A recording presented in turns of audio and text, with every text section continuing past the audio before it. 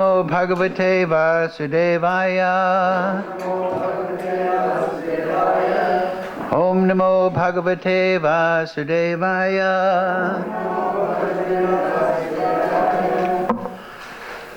Om Jnana Timarandasya Ganandana Salakaya Chakshurun Militam Yena Tasmai Shri Gurave Namaha Shri Chaitanya Manovistam Stabitam Yena Bhutale Swayam Rupa Kadamayam Dadati Swapadantikam Vandeham Shri Guru Shri Yukta Padakamalang Shri Gurun Vaishnavangsha Shri Rupam Sagrajatam Sahagana Raganatam Vitam Tam Sajivam Sadvaitam Savadutam Prijana Sahitam Krishna Chaitanya Devam Shri Radha Krishna Padang Sahagna Lalita Shri Vishakam Vitamscha He Krishna Karana Sindhu Dina Bandhu Jagatpate Gopesha Gopika Kanta Radha Kanta Namostate Tapcha Kanchana Gaurange Radhe Vrindavanishwari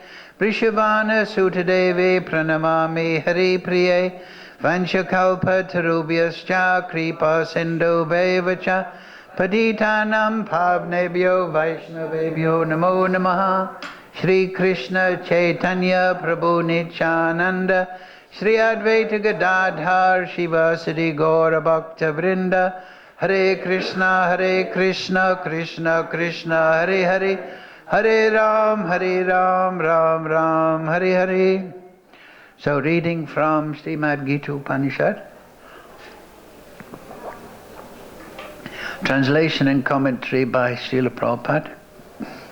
Text number 10, correct? Of chapter 8, Taraka Brahma Yoga, in Sanskrit, translated here as attaining the Supreme. So, number 10, right? Please repeat. Prayana Kale Manas Achalena Bhaktya Yukto Yoga Balena Chaiva Pruvor Madhye Pranam Avesya Samyak Sa Tam Param Purusham Upaiti Divyam Prayana Kale Manas Achalena Bhaktya Yukto Yoga Balena Chaiva Bruvo Madhye Pranam Aveshya Samyak Satam Param Purusham Upaiti Divyam Prayana Kale Manasachalena Bhaktya Yukto Yoga Balena Chaiva Bruvo Madhye Pranam Avesha Samyak Satam Param Purusham Upaiti Divyam Prayana Kale Manas Achalena Bhaktya Yukto Yoga Balena Chaiva Bruvo Madhye Pranam Aveshya Samyak Satam Param Purusham Upaiti Divyam. Okay, go ahead. Prayana Kale Manasachalena Bhaktya Yukto Yoga Balena Chaiva Pruvor Madhye Pranam Avesha Samyak Satam Param Purusham Upaiti Divyam प्रयाणकाले मनसा चलेन प्रयाणकाले मनसा चलेन भक्त्या युक्तो योगबलेन चैव भक्त्या योगबलेन चैव भ्रुवोर्मध्ये प्राणमावेश्य सम्यक् भ्रुवो मध्ये प्राणमवेश्य सम्यक् सतं परं पुरुषमुपैति दिव्यम् सतं परं पुरुषमुपैति दिव्यम् प्रयाणकाले मनसा चलेन प्रयाणकाले मनसा चलेन भक्त्या योगयुक्तो बलेन चैव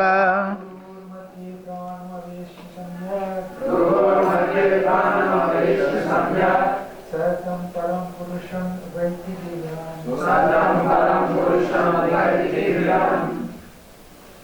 प्रयाणकाले मनसा चलेन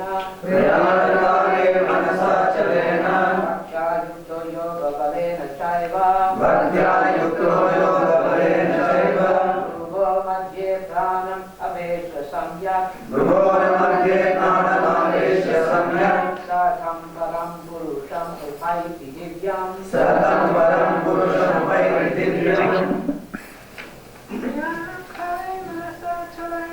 प्रयाणकाले चलेन दैवम् भक्त्या युक्तो योगबलेन चैव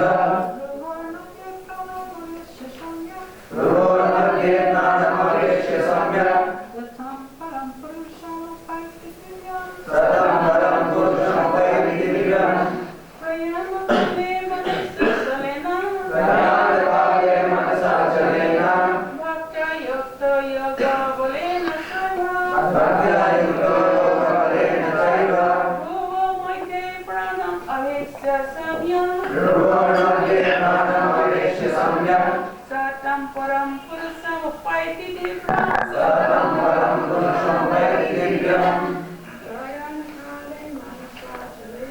प्रयाणकाले मनसा चलेन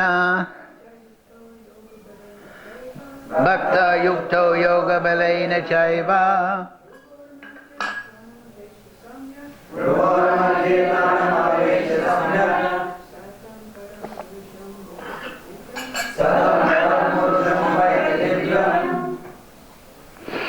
ठीक है. Please repeat. Prayanakale, at the time of death. Manasa, by the mind.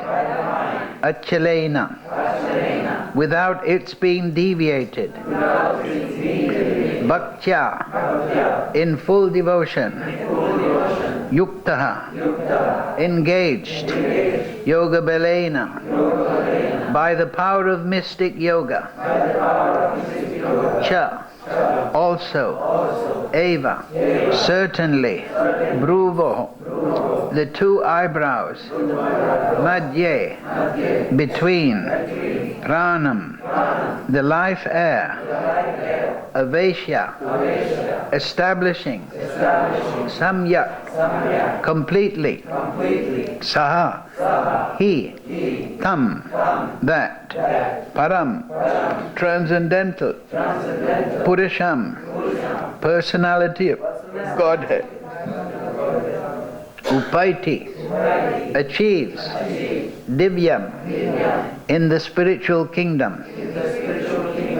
Translation, Srila Prabhupada. One who, at the time of death, fixes his life air between the eyebrows and, by the strength of yoga, with an undeviating mind, engages himself in remembering the Supreme Lord in full devotion, will certainly attain the Supreme Personality of Godhead. Please repeat. One who, at the time of death, fixes his life air between the eyebrows, and by the strength of yoga, with an undeviating mind, engages himself in remembering the Supreme Lord in full devotion, will certainly attain to the Supreme Personality of Godhead. Purport, Srila Prabhupada.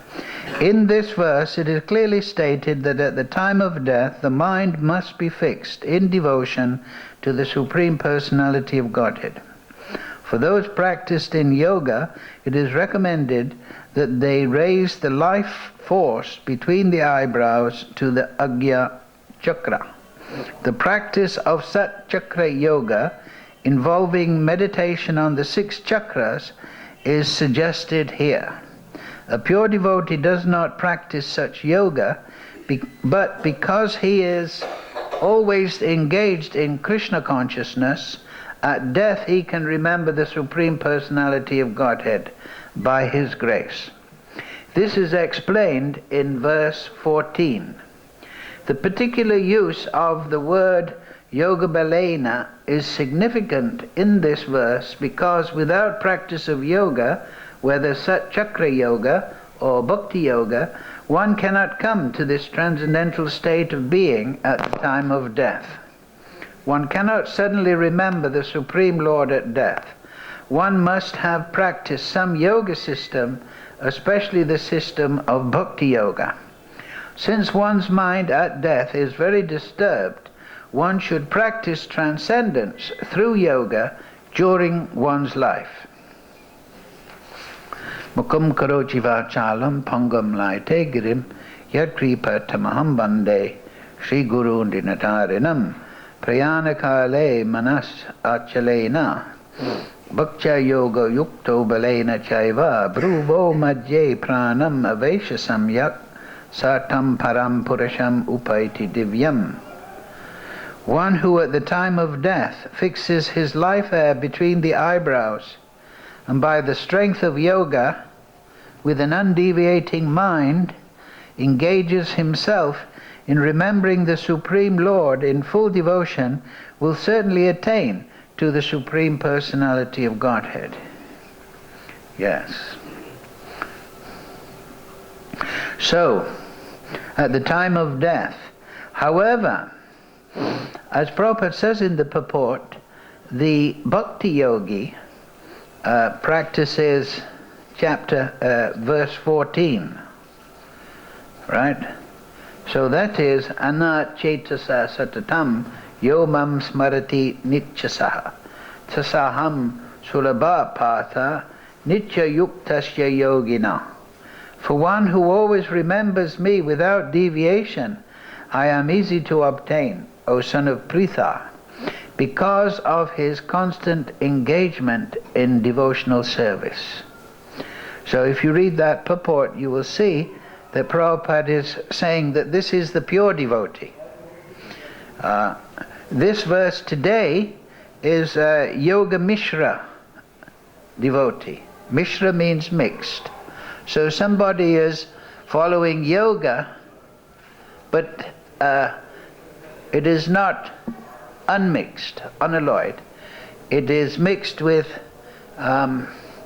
yoga in terms of, as Prabhupada said in the purport there, Sat Chakra Yoga, also known as Hatha Yoga, Raj Yoga.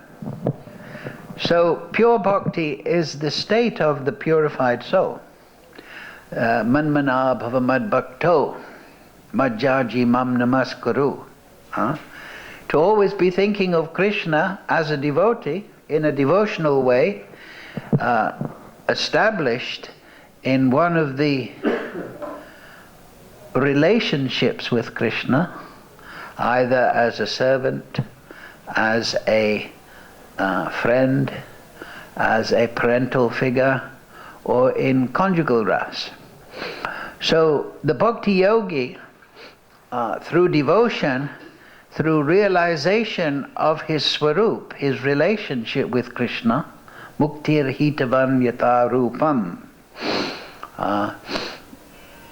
In the Bhagavatam it explains there that mukti is to be established in your relationship with Krishna. However, the yogi here described is not necessarily on that pure path as prescribed by Lord Chaitanya, but he has an attachment to yoga siddhis. there are three mixtures of yoga. Ultimately, yoga means bhakti. Yoga means union or plus. So the bhakti yoga is in his pure state of union. He has no material affinity or no desire other than the pleasure of the Supreme Lord. However, Yoga Mishra or Jnana Mishra or Karma Mishra Yoga means the sadhaka, the aspirant for yoga, still has some attachment to these three other paths.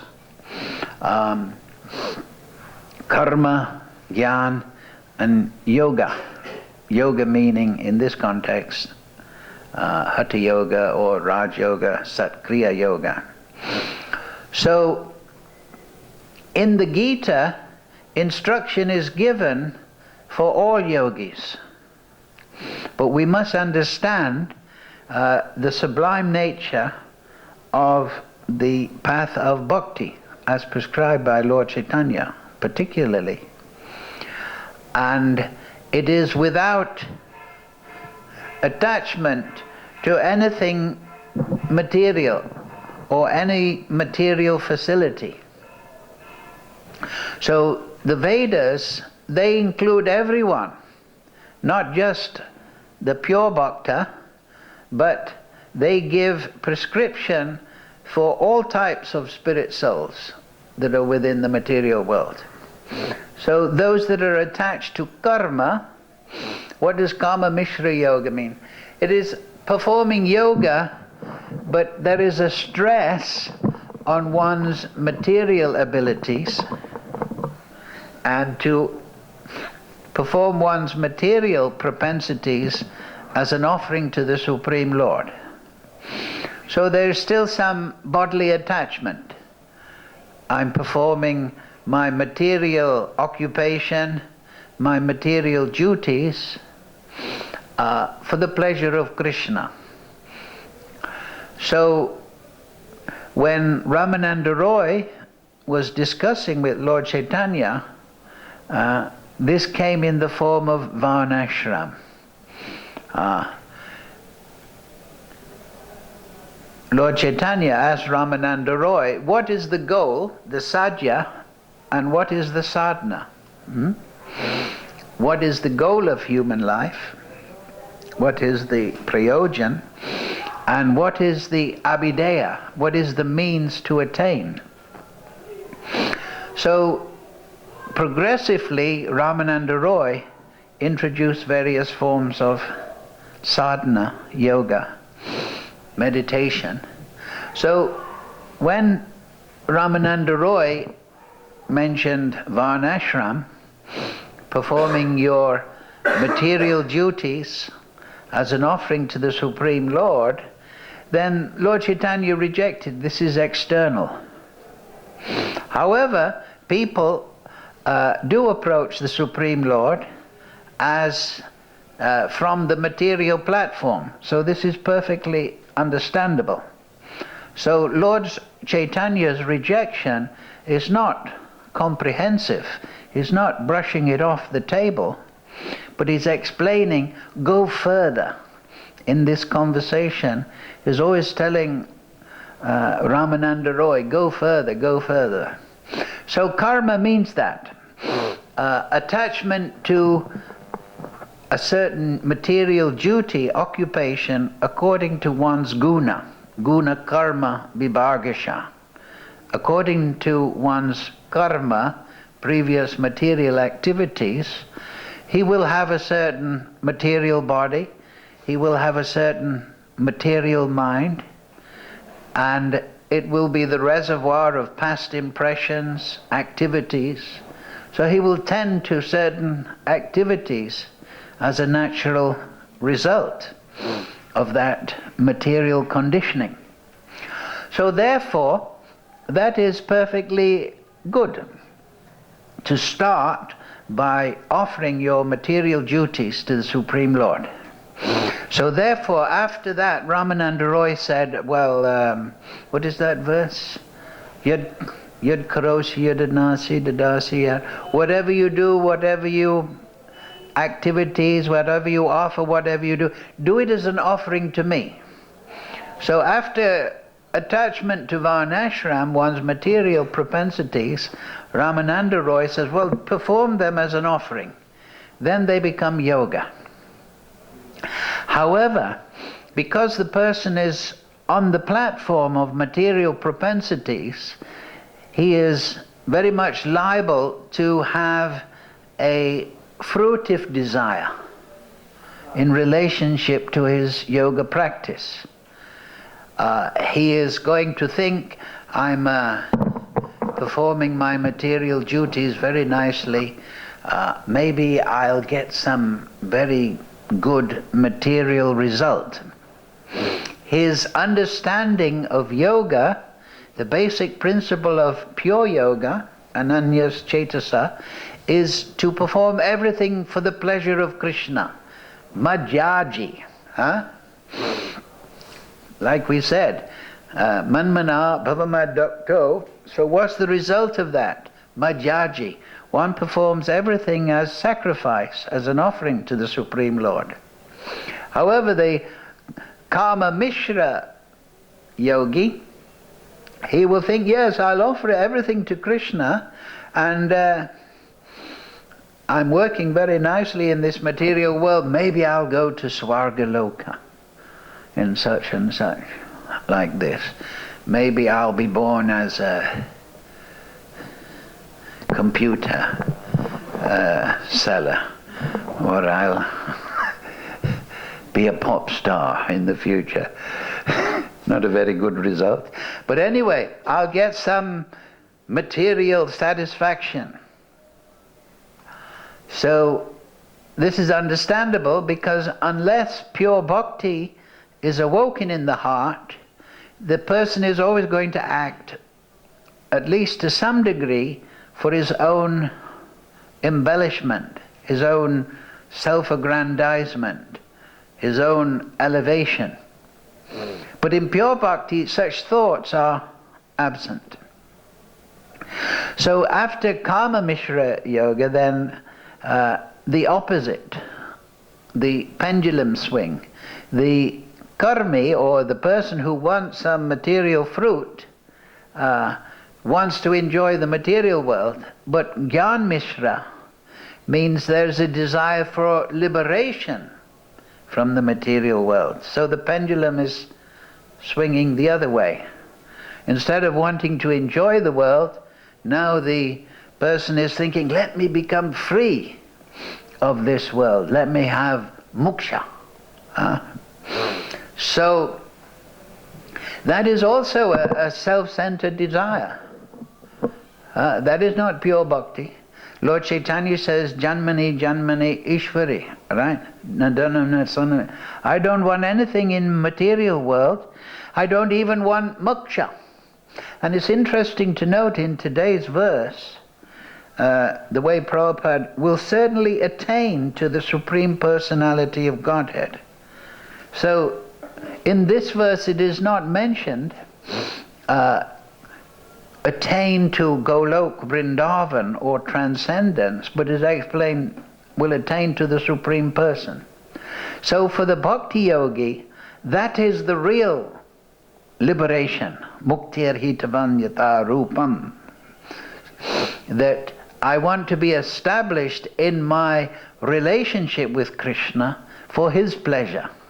And whether I stay in the material world, in Swargalok or Narak or Golok or Gokul, that is up to my master to decide. I am not going to write a caveat on my devotion to the Supreme Lord. So Gyan Mishra Yoga is pursued by those people that are somewhat materially exhausted. I'm not trying to achieve anything in this world. Dhanam, Janam, Sundaram. These are the general categories. Dhanam, wealth. Janam means followers. If you're a wealthy person or famous, opulent person, then you'll have followers. They will be attracted. This is a rich person, I will worship this person, he's famous. Janam Sundarim. Sundarim means, in this context, the beautiful things of life, wine, women and song. So if you have wealth, material status, and you enjoy the material energy in a sensual fashion, this will bind you to the material world. But the Gyan Yogi or the Gyan Mishra Yogi understands that this means birth and death. So let me become liberated. So because he's still selfish, he is liable to think that becoming free of the material world means to merge into the Supreme. He hasn't really conceived that in the liberated state, Yatha Rupam, I will be established in my relationship, not static in the Brahmajyoti, in the impersonal energy, but ecstatic on the transcendental platform. So he swung the other side. Then we come to Yoga in terms of Ashtanga Yoga. So here, that is described here, the Ashtanga Yogi, he also has goals within the material world.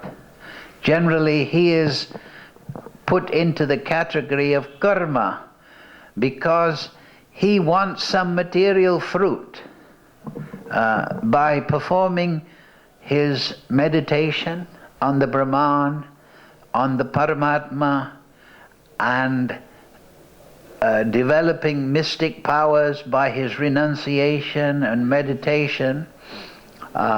He may desire to travel to different regions of the material world. The Gyan Yogi, he may want to become out into the Brahman, but the Ashtanga Karma Mishra Bhakti, he wants to develop mystic powers and be able to travel to different regions of the material world. So that is described there in Bhagavatam, different lokas, different subtle forms of entertainment. There is Siddhaloka, you may have heard, different region within the material world, that everyone is born with the 8 mystic powers. Anima, Lagima, Mahima. Anima means to become small, to become big, to travel, to attain Prapti Siddhi, Kama Vasishta Siddhi. Different siddhis are there, but they're all about manipulating the material energy. So the Kama Mishra, the yogi, he's understood in his mind how to manipulate the material energy. So you may wonder how he gets these powers, how he gets that. By non-attachment. The material energy runs after the renunciant. Generally the karmi, or the person in the enjoying material mood, devoid of any yoga practice, he just wants to enjoy dhanam janam sundarim. So he becomes captured by the Maya Shakti and he pursues material enjoyment. But the yogi, he meditates on Paramatma, the Ashtanga Yogi. The Karma Yogi, he is meditating on material enjoyment or a material fruit. The Gyan Yogi is meditating on a liberation, generally impersonal, to the Brahman. The Ashtanga Yogi is renouncing the material energy and performing austerities, running away from the material energy, and by this he is bestowed with yogic powers. So of course in Kali Yuga, this form of yoga is practically impossible. Nowadays, people, they go to yoga class, right? And they think, well, I'll lose weight like that. But if you actually study the Gita, the yogi, such persons of Rishabdev and Bharat Maharaj, they went to the forest and they performed pujas and sacrifices in the forest and meditated without any attachment to any material things, fixing the mind on the Supreme Lord, controlling the senses in a mechanical way. As mentioned here, Sat, Kriya, Chakra. So there's different chakras, there are actually 7 chakras. So they are energy points for prana. So the Ashtanga yogi, he wants to, as is described here in this verse, he wants to take this prana. What is prana? Prana is the energy that the soul, under the supervision of the Supreme Lord, generates in relationship to the material energy.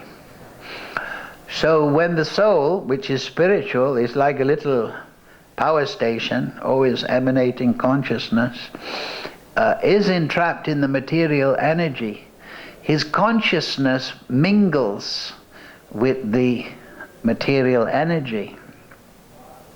So when this consciousness performs austerity and he rejects the material energy as a sphere of enjoyment, he develops potency over it. If you run after Maya, she will just simply throw you into some box. But if you renounce, then you will develop potency. Just like you can think in a crude way, if you chase a woman, she'll run away. But if you act detached, she'll become interested. Why isn't this person interested in me? So Maya pays attention to the renunciant and offers all sorts of entreaties. So the yogi rejects the gross enjoyment, overeating, sex life, fame and fortune, wine, women and song in this world, for subtle enjoyment. So this becomes offered to him by the Maya Shakti. As he controls his prana and reduces mechanically his attachment through moving the prana from the Muladhara chakra, Manasa chakra, up to the Agya chakra, up to the Agya chakra here, and then ultimately the Padma chakra.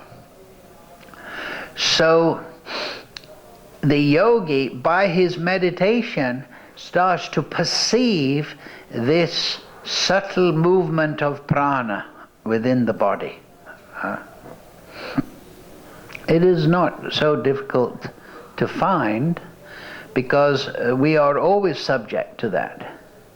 Right? We can feel energy moving within the body, even an ignorant materialist, but a proper Ashtanga yogi is trained by his guru to move this, to perceive this energy and to pull it up to the higher chakras, and in that way become free of gross material enjoyment. And by practice of celibacy, chastity, control of the mind, breathing exercises, he develops potency over the material energy. But Krishna is advising here, okay, Mr. Yogi, you've spent your time doing that, but this is what you should really do, because even if you become a Siddha yogi and live in Siddha Loka, still you're going to die. So here is the advice for such persons.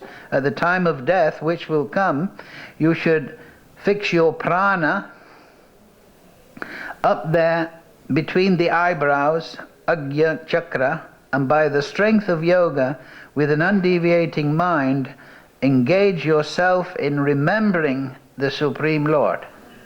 So it comes back to the same basic principle. If you examine all these different shading of yoga, whether it's karma, attachment to material activities, material duties, or jnana, renunciation of material life, attachment to Brahman, or the yogi meditating on Paramatma as the overlord of the material energy and thereby the bestower of power over the material energy. So whether you have all these shadings in your mind, the ultimate principle is to remember the Supreme Lord. Manmana bhava mad bhakto. That is the central theme. So in this way, the Gita, and indeed all the Vedic literature, funnels everyone towards pure devotional remembrance. And the Gita and the Vedas, of course, understand that this is necessary, and we should understand it also, because everyone is in their different particular situation through their previous activity and desire. So just like you have a bottle, if you want to fill it with water, you make a funnel. So the Veda is like a funnel. Okay, you come to the center through this route, you come to the center through this route. But at the same time, as Prabhupada rejected yatamat tatapat, it is not that all paths lead to the same goal, but all paths should lead to the same goal. And that is devotional remembrance of the Supreme Lord. However, these sadhanas, karma, jnana, yoga, they all purify the soul until one's actual interest is in the Supreme Lord Himself and what one can do for the Supreme Lord, rather than what the Supreme Lord, whether in the form of karma, jnana or yoga, can do for oneself. So this is very important to understand this principle, and that is the ultimate nature of the Supreme Lord and relationship with Him. It is unmotivated. So the yogis, they are all invited, but all advised to understand this final principle. And therefore we see in the Gita there's reference to different forms of and different sadhanas, but they all point to manmana bhava mad bhakto. They all point to devotional remembrance without attachment to one's own self-aggrandizement, but rather the satisfaction of the Supreme Lord. So Lord Chaitanya, of course, as Kali Yuga avatar, has given and exemplified the perfection of bhakti. And so in that conversation, Ramananda Roy and Lord Chaitanya eventually, step by step, Lord Chaitanya was saying, go further, go further. And then eventually, Ramananda Roy gave that verse, Stane Shruti Katan Tanuvam Manobir. That's from 14th chapter of the Bhagavatam, 10th canto. And it is spoken by Lord Brahma. So when Ramananda Roy gave that sloka, then Lord Chaitanya would, now you're speaking correctly. So what is that sloka? After the Brahma Vimohan Leela, when Lord Brahma thought he would test the mystic power and potency of Krishna, and he took away all the cowherd boys and the cows, and then immediately Krishna replaced them. And then Lord Brahma was, this is not just some deva, but this is the Supreme Lord. When Lord Brahma saw that, then that Brahma Vimohan Leela was in the 13th chapter. So when Lord Brahma saw that, he spoke the verses glorifying Krishna directly to Krishna in the 14th chapter. And that verse, Stane Shruti Katam Tanuva Manobir, very important, because that is the start and the essence of Bhakti Yoga. Stane Shruti Katam means stay in whatever situation you are, but you hear narrations by the pure devotees from the Shastra, the commentary of the Acharyas, about the Supreme Lord. And Tanuvam, you offer your obeisances to those narrations and those devotees. You hear them with faith and devotion, and this will awaken your pure bhakti. So this is very important, because yes, we're all living in temple or here and there, but we should always understand what is our actual activity in relationship to people in the material world, and what is our message that we carry from Lord Chaitanya, and it is exactly that. And if we understand this, then we understand why Prabhupada emphasized book distribution. You stay in your position. You're working in the factory, you're working as a doctor, you're working as a politician, you're doing whatever you do. Don't change that. But start to hear about the Supreme Lord.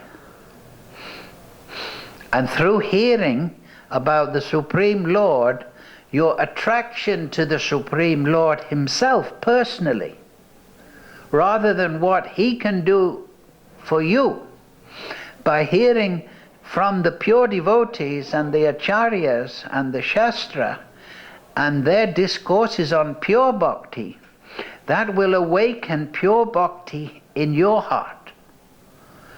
So this is the potency of narrations about Krishna. It has the potency to give that soul complete freedom from all material aspiration. As we gain knowledge from Guru Parampara, from Guru Sadhu and Shastra, then we gain attraction to the Supreme Lord. Those persons that hang on to attraction to a material fruit, karma, or material liberation, gyan, or material powers, are showing that they're attracted in these ways. But the Bhakti Yoga, the essential principle of Bhakti, is attraction. So therefore this is called Rag. There's two levels of Bhakti, and that is Sadhana Bhakti and Bhava Bhakti. So at the lower stage of Sadhana Bhakti, Vaidhi is very much emphasized. Follow rules and regulations and hear and chant in a regulated way. But that should give birth to Rag. One may be hearing and chanting regularly, studying the Shastra, reading the Bhagavatam, studying the Gita, studying Chaitanya Charitamrita. But the result should be attraction. Rag. Rag means attraction. Then by attraction, this will condense further into Bhava Bhakti, which means attachment to the Supreme Lord. One will become attached to the Supreme Lord directly, not as the order supplier, but as the object of one's service. And that attachment will then turn to prem. This is all summarized in the CC, Chaitanya Charitamrita, Nityasiddha Krishna Prem, Sadhakabanai, Shravanadi, Sfudachitte Karide Udai. So Shravanadi means hearing Adi and other processes, the other 8 other processes of Nava-Vida Bhakti, Shravanam, Kirtanam, Vishnu Smaranam, Parasavanam, Achanam, Dasyam, Sakyam, Atma Nivedanam. These 9 processes of bhakti, by following these, then Sudachitte, the consciousness becomes purified of all material affinity, and then Prem, Karide Udai, it wakes up. Because in that Bhagavatam verse, Muktir Hitavan Yata Rupam, Swarup means one's own natural form, spiritual form, and spiritual nature. And Karide Udai, that is dormant in the soul. Some deviant sects will say you can choose your Swarup by imagination. This is a serious mistake. Actually, the Swarup, Swarup, own form, intrinsic, constitutional form, every soul has a constitutional form. So by hearing and chanting about the Supreme Lord, that constitutional nature and form awakens. However, that hearing and chanting must be performed in a devotional way. That means for the pleasure. Manmana bhavamad bhakto majjaji. So the bhakti yogi, he engages in Navavida bhakti, Shravanam Kirtanam, for the pleasure of the Supreme Lord. Not for his own elevation even, for his own self-aggrandizement. He knows that is under the supervision of the Supreme Lord. I was just reading the purport to verse number 14, as we read earlier, pure bhakti, always remembering Krishna in a devotional manner. And in the purport there, Baladev Vidyabhushan, he says, the grace of the Supreme Lord upon the bhakti yogi is that he perfects the devotee's sadhana.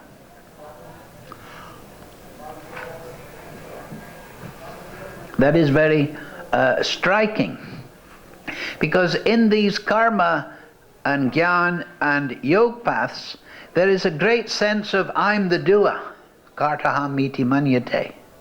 But the bhakti yogi, pure bhakti, he is performing all his shravanam kirtanam and hearing and chanting for the pleasure of Krishna, and leaving Krishna as the supervisor of his elevation.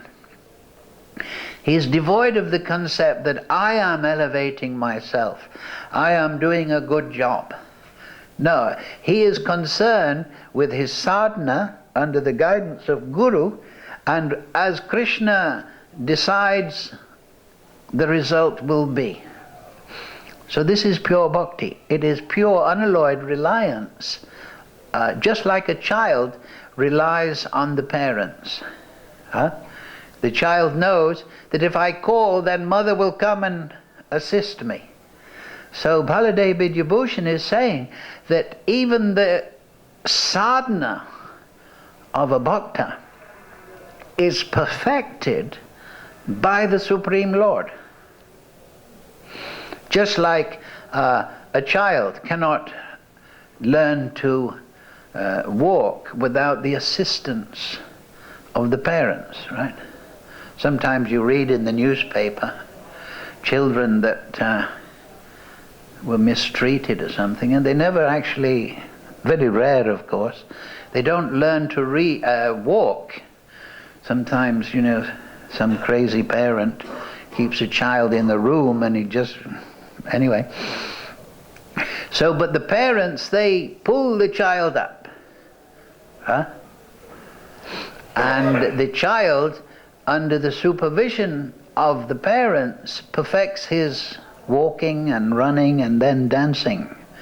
So similarly, the special quality of bhakti is this reliance, faithful reliance on the Supreme Lord. That is Sharanagati, the path of surrender, to accept and reject, to remain humble, and always rely on the Supreme Lord. So, understanding this as the essence of bhakti, we should, abhyasa yogena, earlier that word is used, we should practice and cultivate this mood of dependence on the Supreme Lord in our sadhana. And then we know that success is assured. You may perform so many austerities thinking I'm the doer, and you may be successful, but if you enlist the assistance of the Supreme Lord, then your success is assured. So here Krishna, he is giving different instructions, particularly this section for the Bhakti Yogi, the Ashtanga Yogi, but he's pointing the way. He's giving Arjuna instruction that ultimately, Arjuna, you just have faith in me. And therefore, in the Bhagavatam, we find Rishikena Rishikesha Sevanam Bhakti Uchate. The Atak Shri Krishna Namadi Nabhavad Graham Indriya. So everything about Krishna is transcendental. Prabhupada, if you remember, there's a very nice sentence there. Since one's mind at death is very disturbed, one should practice transcendence through yoga during one's life. So yes, how to practice transcendence? And that is to rely on the grace of the Supreme Lord. One achieves transcendence not through a bodily or mental activity, but by fixing the consciousness, which is essentially transcendental as the emanation of the spirit soul, upon transcendental objects. So in Bhakti Yoga, we learn from Guru, Sadhu and Shastra what are transcendental objects. And there are a number already available in the material world. Braj Raj, right? The river Jamuna, Tulsi, the Shastra, and the Mahabhagavat. These are the items mentioned in the Shastra that are perfectly transcendental. The Bhagavata, the devotee, the book Bhagavat, Tulsi Maharani, the dust of the Dham, the river Jamuna. These are still entirely transcendental. But ultimately the lotus feet of Sri Krishna. So as we discussed about 2 months ago, in the Brahma Samhita, Lord Brahma explains in Brahma Samhita that as the gift in his sampradaya, he gives this meditation upon Sri Krishna within a lotus in the heart, surrounded and served by the residents of Golok, the gopis, the milkmaids. So everyone should understand and read that meditation and learn to fix the consciousness upon the Supreme Lord in Golok, in Gokul, as their daily sadhana. Yes, we're chanting, hearing and chanting, but there is lots of details that we can gain, lots from the Shastra. And ultimately, if we pursue that path of unalloyed, unmotivated bhakti, then the Supreme Lord will pick us up. So therefore, in that verse that Prabhupada mentioned, number 14, Prabhupada says a very good phrase. He says that the Supreme Lord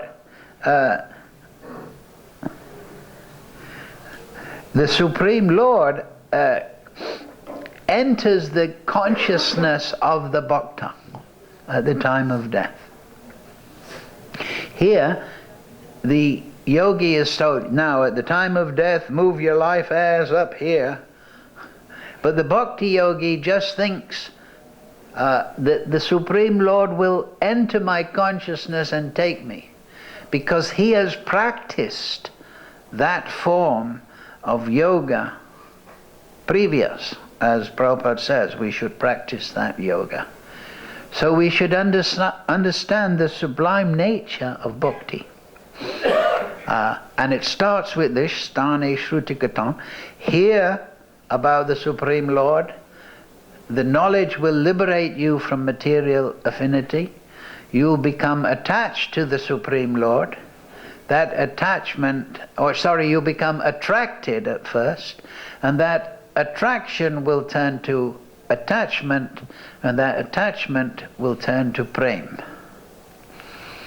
And then, if you read the Bhagavatam, Narada Muni, he practiced meditation on the Supreme Lord, and then it is explained, of course the Supreme Lord appeared to him in one meditation. He used to meditate on Krishna in the heart so it is explained that when his material body dropped off, when he left his material body, immediately he attained his spiritual form by the grace of the Supreme Lord.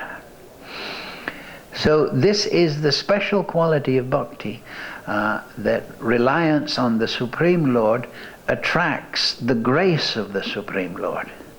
Whereas if one acts in the sense, kartaham iti manyate, I'm the doer, and by my activities I'll get a result, then this independent, self-centered concept of being the doer, this removes one or from the Supreme Lord in the purest sense. Of course, Supreme Lord is given the result of all activities, but if we understand bhakti, then we know how to get the highest result by his grace, for his satisfaction. So even the bhakti yogi, he wants to attain his svarup, not because I will get some wonderful station in the spiritual world, I will be in Golok eternally, I'll be liberated eternally, I'll have all mystic powers at my hands. No, he wants to attain his svarup and liberation, muktir hitavan, from material affinity, because in that condition I'll be able to please the Supreme Lord better. So everything is integrated in bhakti for the pleasure of the Supreme Lord. So the devotee wants to attain his spiritual nature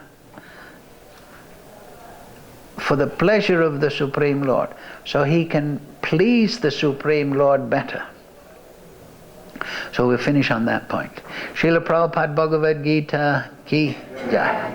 Any question?